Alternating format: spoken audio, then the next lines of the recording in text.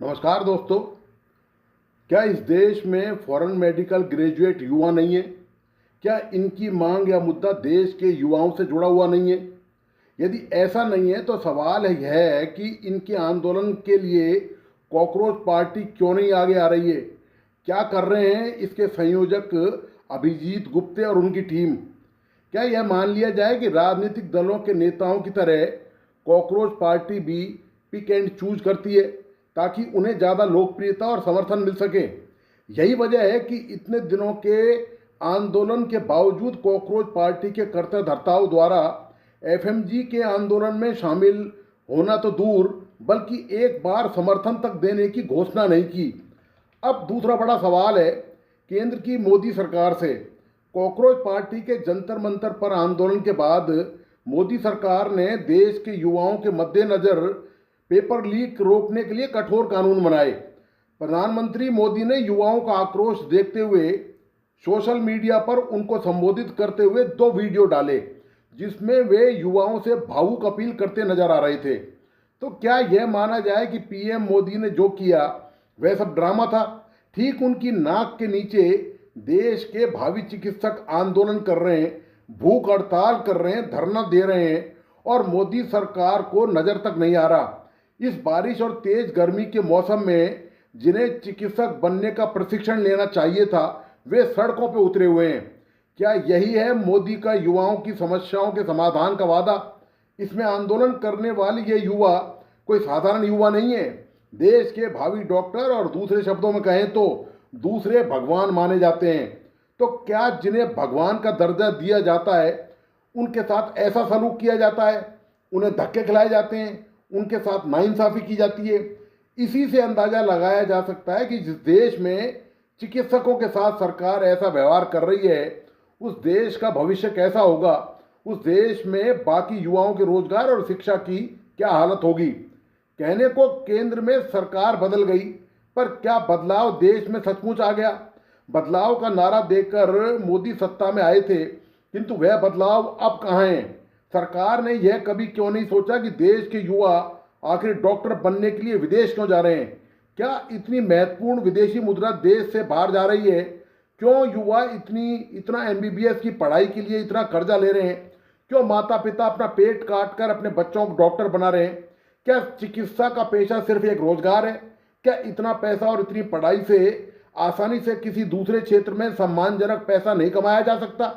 फिर क्यों डॉक्टर बनते हैं युवा वो विदेशों में जाकर, जहां कई देशों का हवा, पानी, खाना, टेम्परेचर तक उनके प्रतिकूल होता है, फिर भी उनकी डॉक्टर बनने की जिद होती है? इसका जवाब है कि इन एफएमजी में एक ललक है। इन्होंने मेडिकल की पढ़ाई को सिर्फ एक रोजगार के नज़रिए से ही नहीं देखा, बल्कि देखा है कि कैसे आज़ादी के 80 साल बाद भी देश में लोग आज इलाज के लिए भटकते रहते हैं। सरकारी अस्पतालों की क्या हालत है, कैसे मरीजों को समय रहते चिकित्सकों की कमी के कारण इलाज नहीं मिल पाता। ये दर्द, ये एहसास कहीं ना कहीं इनके दिलों में रहता है। लेकिन सरकार को इनके एहसास और दर्द की तो छोड़िए, देश के लोगों की स्वास्थ्य की चिंता तक नहीं है। वैसे सरकार भलाई के नाम पर खूब गाल बजाती रहती है। सरकारी अस्पतालों में पर्याप्त संख्या में चिकित्सक तक उपलब्ध नहीं है। जो इसके लिए तैयार हैं उन्हें सरकार ही रोड़े डालकर अटकाती है। अब बड़ा सवाल आता है कि जिस देश में शून्य पर मेडिकल में प्रवेश मिल सकता है उस देश में कैसे डॉक्टर तैयार हो रहे हैं? क्या एफएमजी ऐसे चिकित्सकों से भी गए बीते हैं? क्या एफएमजी परीक्षा में शून्य आने पर इंटर्नशिप की मांग कर रहे हैं? ये सिर्फ इतनी सी मांग कर रहे हैं कि परीक्षा प्रणाली को दुरुस्त किया जाए, पेपर के मॉडल को सुधारा जाए, इस देश के हालात के मद्देनज़र इसे व्यवहारिक बनाया जाए ताकि देश में बनी चिकित्सकों की कमी को पूरा किया जा सके। इस देश में नीम हकीमों की फौज मौजूद है। क्या केंद्र और राज्यों की सरकारों ने इन पर लगाम लगाई है? देश में दिल्ली सहित शायद ही ऐसा कोई राज्य होगा जहां 2-4 हजार नीम हकीम नहीं होंगे। मतलब सरकार को आम लोगों की जान नीम हकीमों के हवाले करने में दिक्कत नहीं है, पर एफएमजी को व्यवहारिक ढील देने में दिक्कत है। इससे जाहिर है कि सरकार की प्राथमिकता शायद लोगों को बीमारियों से बचाना नहीं है। अन्यथा नीम हकीमों के हाथों में लोगों की जिंदगी सौंपने से बेहतर सरकार विधिवत चिकित्सा की पढ़ाई करने वाले और उससे पहले कई साल तक तैयारी करने वाले युवाओं पर भरोसा करती और न्यूनतम अंक प्राप्ति की आड़ में उन्हें इंटर्नशिप से दूर नहीं करती।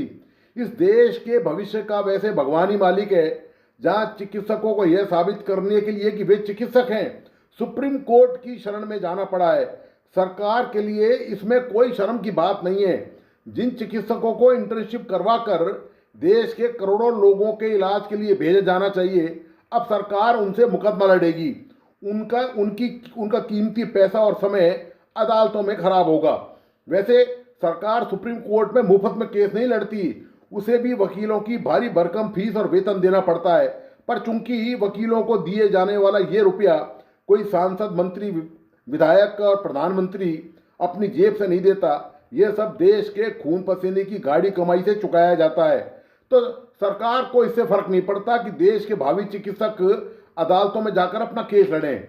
लगता है सरकारों को विदेशी चिकित्सा संस्थानों पर भरोसा नहीं है। जब सरकारों को वहाँ की पढ़ाई लिखाई और चिकित्सा संबंधी बुनियादी सुविधाओं के इंतजाम पर भरोसा ही नहीं है, तो नेशनल मेडिकल काउंसिल साफ साफ शुरू में ही क्यों नहीं कह देता कि इन देशों के कॉलेजों में पढ़ने नहीं जाएं। ऐसे देश से जाने वाले युवा सिर्फ उन्हीं देशों में जाएंगे जहां शिक्षा और बुनियादी सुविधाओं का स्तर बेहतर होगा। फिर इनसे इंटर्नशिप का किस बात का एग्जाम लिया जाए? आखिरी और बड़ा सवाल, क्या देश के सभी मेडिकल कॉलेजों में पर्याप्त शिक्षा का स्तर बेहतर है? क्या सभी के पास पढ़ाने योग्य शिक्षक चिकित्सक हैं? क्या सभी के पास चिकित्सा की पढ़ाई का बुनियादी ढांचा मौजूद है? होता यह है कि जब कभी नेशनल मेडिकल काउंसिल का दौरा होता है, तब रिटायर्ड चिकित्सकों को कुछ वक्त के लिए लगा दिया जाता है ताकि संख्या पर्याप्त रहे।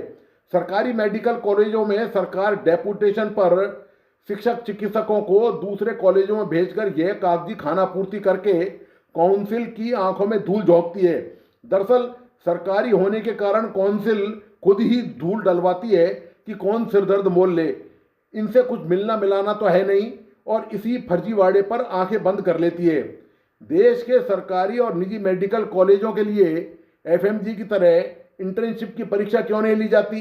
दरअसल यह सब मिली भगत का खेल है। इतने फर्जीवाड़े के बाद काउंसिल और सरकार एफएमजी से चाहती है कि सोने की तरह खरा निकलें।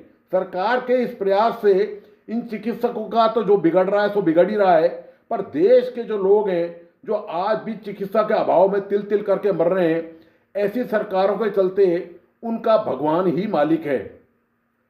तो दोस्तों, आपको आज का ये विश्लेषण कैसा लगा? प्लीज़ अपने लाइक एंड कमेंट के साथ बताइए। इस वीडियो को अपने दोस्तों और परिजनों को जरूर शेयर करें। मेरा तमाम दोस्तों से आग्रह है कि प्लीज़ इस यूट्यूब चैनल को लाइक करें, सब्सक्राइब करें एवं बेल आइकॉन का बटन जरूर दबाइए। धन्यवाद, नमस्कार।